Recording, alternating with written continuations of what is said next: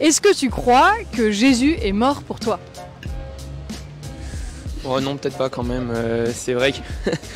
Est-ce que tu crois que Jésus est mort pour toi? Oh waouh, non, je ne pense pas. On commence direct, hein, on y va. Ouais, y a pas de souci, mais non, pour moi, il est pas mort pour moi. Historiquement parlant, oui, je pense. Je pense qu'il est mort pour nous tous, pas que pour moi. Ekila ya mwambe.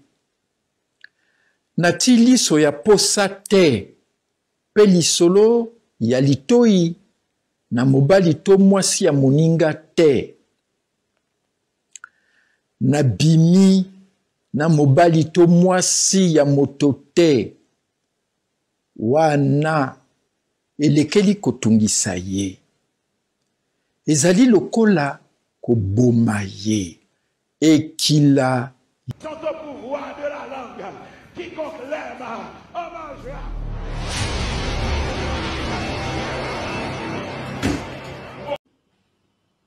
Et elle arrive. La bête de l'événement est là. Et elle arrive. Nous sommes en guerre. 10 ans, nous assistons en direct aux derniers instants d'une civilisation occidentale décadente. Le spectacle ne fait que commencer. J'espère que vous êtes bien installés au premier rang. Température pizza méchant. Ah, j'en sais rien.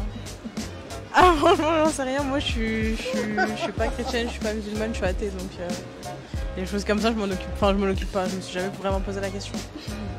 J'en ai aucune idée. J'avoue que je crois pas en Jésus, donc je dirais que non.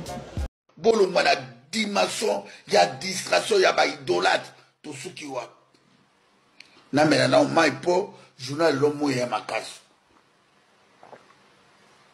Ah, les lots, c'est la vie.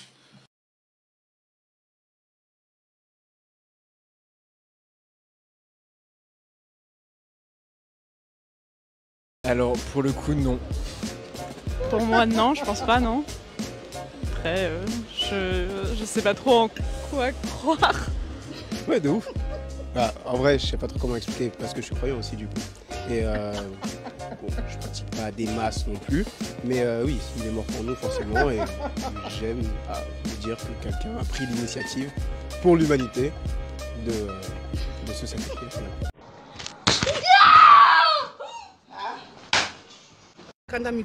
Donc on dirait que les Congolais est belé, Bosana penza richesse na bango. Les copines, que le Seigneur vous bénisse. Depuis que j'ai rencontré Papa Makosso, ma vie a changé. Le général a changé ma vie. J'ai traversé des moments difficiles. Et un jour, par hasard, je tombe sur une vidéo Facebook. Je dis, mais qui est ce pasteur qui parle avec une détermination? Je l'ai contacté, il m'a envoyé ma prière. Quand j'ai utilisé l'huile d'onction, mes copines, ma vie a changé. Je suis très heureuse d'être dans le groupe.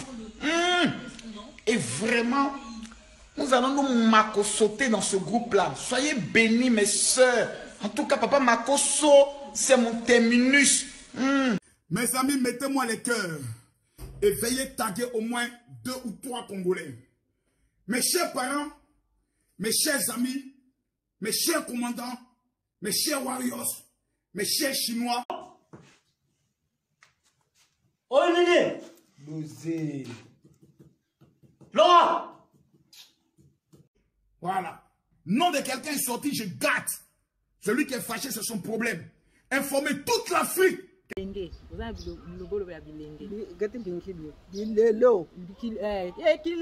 Mais yo kanisa mbenga ebisinga lobi Paul na tsaki olega na kuna na tsaki tapo okelo yiba maeli ya satana kwa kosambusa na miso bato.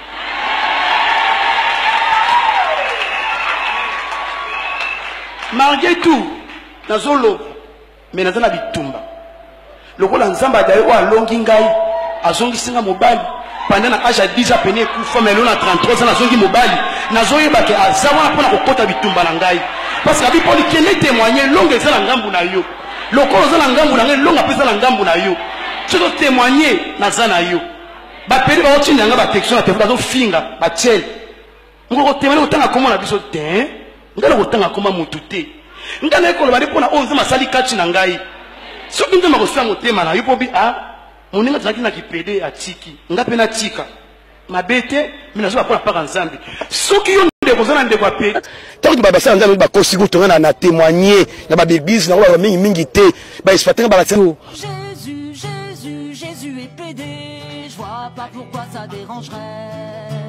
Du haut de la croix, signe révélateur, Jésus écoute Mylène Farmer. Mais pourquoi?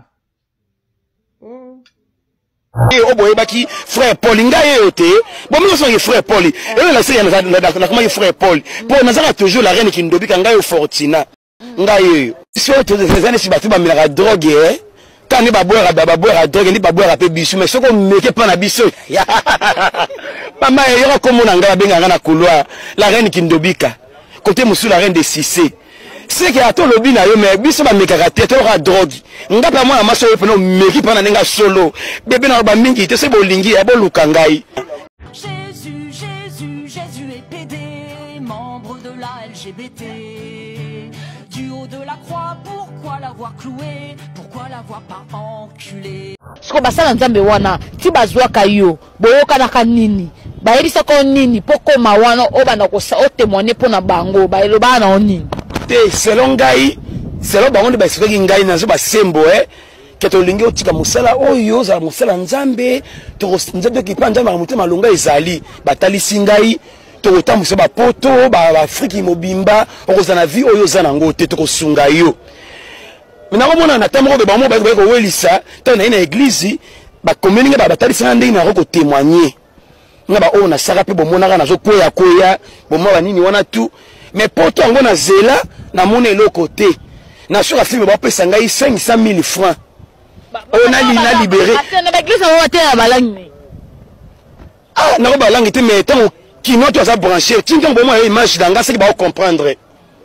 te na ko balangi te baso yeba baso mo na image mbala moko Paul on va comprendre frère Paul les peser parce que ba moi qui nga bisika ba passer mo minene mboka na biso na balangi o tuba ba terre na ba mingi te ba yebi bo ba ka tan kombo ya mutu pendant combien de temps na saki kuna ndesi ba inane na ba wa mais ba o ba kota te ba tikana maboma misu ba kufa tokenda kuna 4 personnes basi ni balé ba pele pe mi balé pour peut-être tokenda soki tuana ekoni to koti na cercueil to su kana na cercueil et comme avion biso tout romi basi na kati na table libele penzako ça je venais limwe moi si penza na kati avion ndaso nani kusikanga be moni bango baboya ki mwene to bino nyonso koti na kati cercueil moko wana cercueil ezaya munene bino nyonso ko biso to ba bano kasle biso to koti to komi kuna tu ba komba tour Eiffel ya Suisse tellement ils ont monde de ténèbres jamais on va qu'ils ont monde de ténèbres so ba ki bongo to kendete tant to komi rien à lobby a ils Suisse intérêt en soit bi rien à bien ne sabino a ils Suisse mais ils ont monde de ténèbres té babenga monde de ténèbres pour na baki frère Paul ngai yote bon moi son frère Paul et la série na comment frère Paul pour nazaka toujours la reine qui ndobika ngai au Fortina ngai makoko ya lobi la bango kilelo kina kalutadiku beto bango ko tuze imam bakulu bavoata be de ouf. Bah, en vrai, je sais pas trop comment expliquer parce que je suis croyant aussi du coup. Et bon, je pratique pas des masses non plus, mais oui, il est mort pour nous forcément et j'aime me dire que quelqu'un a pris l'initiative pour l'humanité de se sacrifier. Je sais pas, je trouve que c'est compliqué à croire quelque chose. Moi c'est assez flou, je sais pas si j'y crois ou si j'y crois pas. Non. Ah, c'est une bonne question. Est-ce que Jésus est mort pour moi?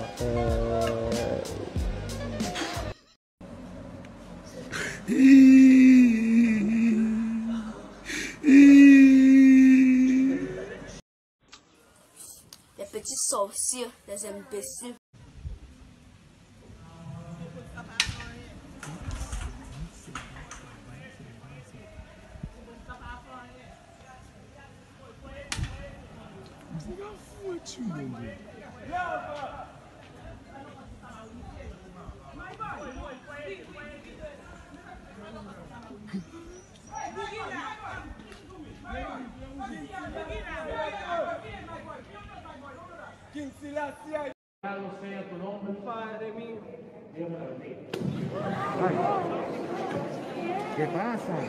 Au moment d'offrir le sacrifice de toute l'Église. Pour la gloire de Dieu, le salut du monde.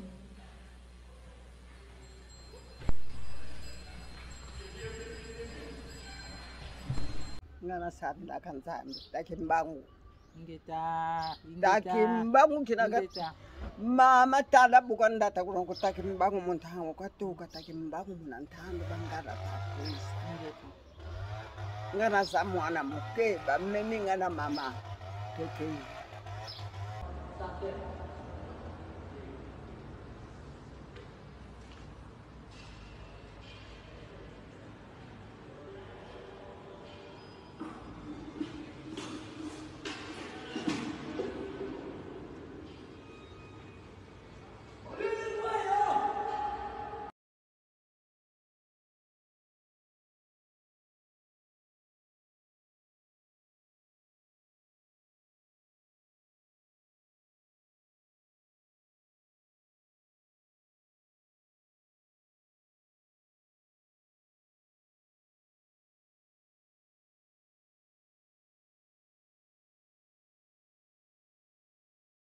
Mengkawa,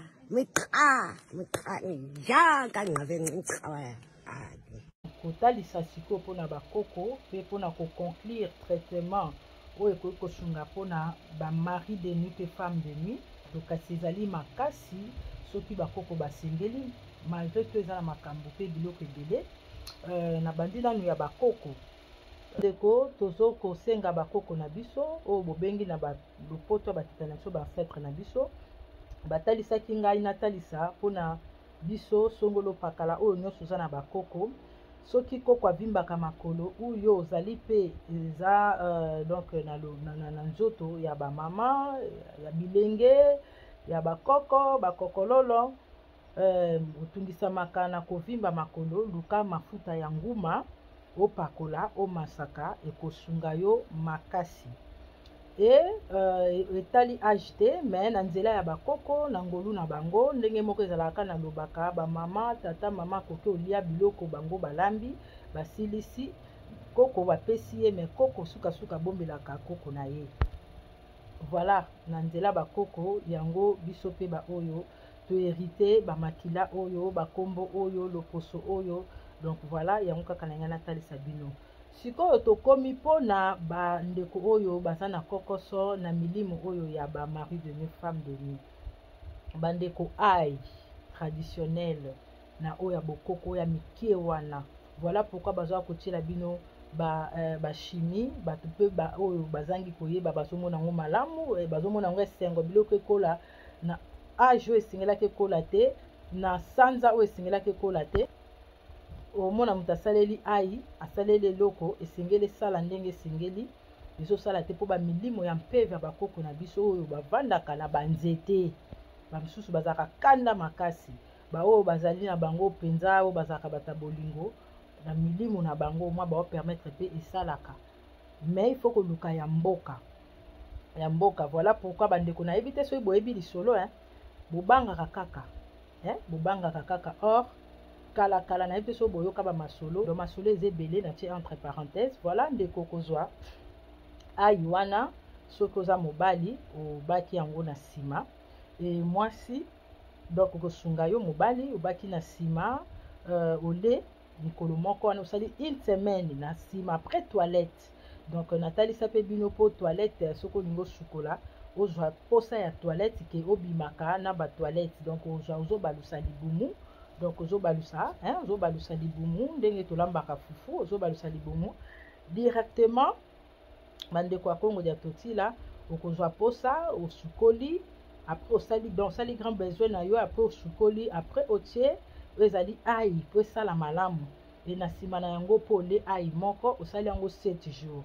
mpona mwasi okobaka na nsima mpe obaki liboso osali ka système ka ndenge na lobi osala nao grand besoin et puis osukola donc eza 3 mpona basi liboso na nsima mpe ole donc osali yango mpe 7 jours donc voilà bandeko na nga oyo na ngai natalisa bino bokoba kobanza yango ya koboya toko ndima tokoba kozala na bolingo tomesana te na makambo ya bakoko lokola bana mikie lokola babebe spirituel te biso babebe bazalaka te bana mikie bazalaka te biso toza bakoko bakoko na makambo oyo po bakoko nde molimo bakoko nde moto esalaka kati na biso. Patrice Emery Lumumba kufi na 36 ans tala Lumumba 36 ans talaka Patrice Emery Lumumba na 36 ans ya erwana zoba na 36 ans lelo Kolemba Semoul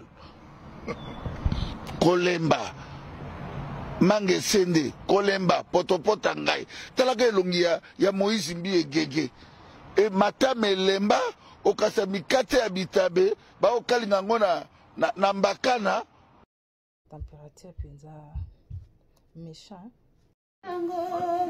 na tango na ye libala kati ya kunda nasikawa na tango na ye libala kati ya kunda nasikawa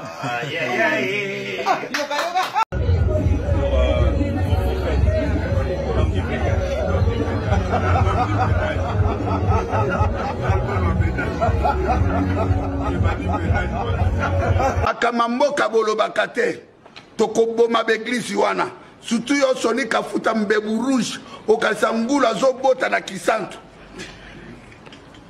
Denis Lesse le roi de Carolite Moyibi bakakenza ba Michelil Chaban ba Patrice Ngoy tala mutu rondro kaba osala pati ya farine na boulangerie mama poto tala muku na ba paquet fajoye lelo ingindi moyete bisto kumba ba arbitre to tala mina biso wana za kunimba kana biso to zara kutalaka to zara ko kana wapi simba kuna pa moye simba kuna pa moye yezo kusangisa biso yezo ngo azalaka na likolo azalaka na se azalaka na banana azalaka na putu na Amerika esika ni toyibi te tokotala kaka de kamwango tokitisa mitima totambola na bolingo totambola na misala et totambola na mibeko. Y aura-t-il bientôt 2 Bibles différentes, une validée par le pape pour les catholiques à travers le monde et une assez différente pour les messes en Chine, revue et corrigée par Xi Jinping. À Rome, les touristes chinois arrivent par dizaines de milliers chaque jour, mais la plupart ne sont pas chrétiens. Alors à leurs yeux, réécrire la Bible n'est pas choquant. Je ne crois pas que nous puissions comprendre exactement ce que la Bible signifie, parce que nos traditions chinoises sont très différentes de ce texte, qui s'adresse avant tout aux pays occidentaux. Ont-ils une âme? Parce que s'ils ont une âme, on ne peut pas les mettre en esclavage. S'ils n'en ont pas, ils peuvent devenir esclaves. On décide en 1550 qu'ils ont une âme. Donc on a fait venir les Noirs qui, eux, n'en ont pas. Mais qui a décidé que les Noirs n'avaient pas d'âme? Le pape.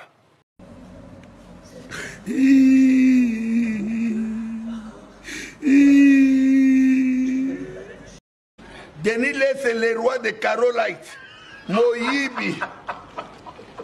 Moyibi. Après Kimbangu, c'est moi. Donc là Kimbangu azali kolo. Kimbangu il paraît dans Zambie africain. Na lobby après Kimbangu, c'est-à-dire lui. Kimbangu est chef à confession religieuse Mobimba. Il est adoré en Afrique. Risque de froisser certaines sensibilités, cher Yann, l'historien de la langue doit reconnaître qu'il existe un lien étymologique entre crétin et chrétien. Kimbangu wana eza Kimbangu église. O nga na lo église te, na lo Kimbangu. Mfumu ye atika église te. Oh, c'est vrai. Atika église te, Kimbangu atika église te. Ba église eza bato bana na yende ba au fond l'église. Famille. Famille de ba au fond l'église. Kimbangu atika église te.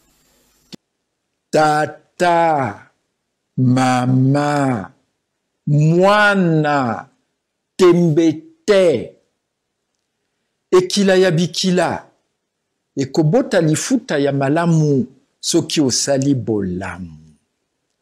Ya mabe, soki osali mabe. Lifuta yango, ebanda na se, te na mboka ya milimo. Na wana bondela pesenga bolimbisi na tata Nzambe tango ozali nanu na bomoi ya se. Bino nyonso oyo boyoki liloba na ngai pomba. Bozala na boboto. Kimia pe na esengo. Po liloba oyo ezali ya yeme tata Nzambe. Bondima pe bosalela yango po ezali ekila ya bomoi.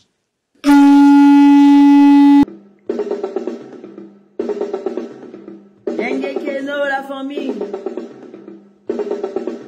Yenge Keno, frère et sœur. Sister.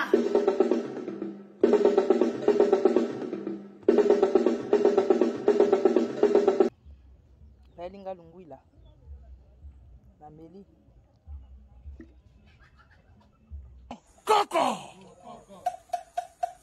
Il faut qu'on zongue la Coco! OTEP, c'est Kalala Omutunde. Je vous remercie de m'avoir rejoint. Comme vous le savez, ensemble, nous allons célébrer le génie africain. À très bientôt.